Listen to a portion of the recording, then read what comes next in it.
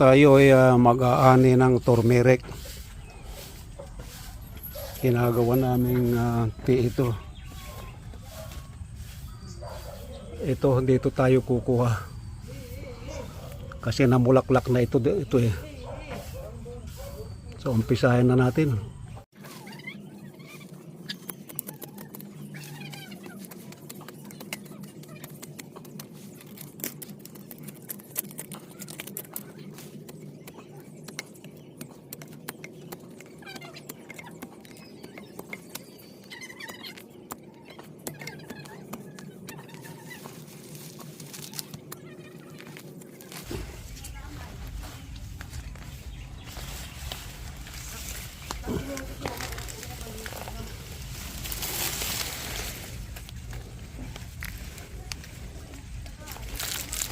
Daming laman nito oh.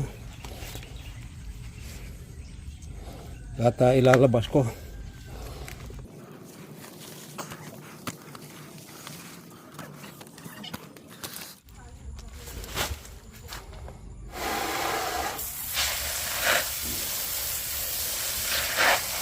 May mga naiwan, hayaan na lang doon, tutubo uli yun. At itatanim natin uli ang mga murang-mura.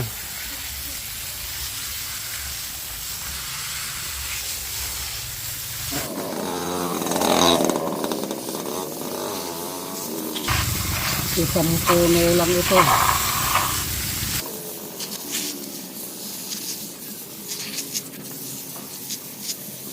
Mahigit isang buwan na bago maubos to.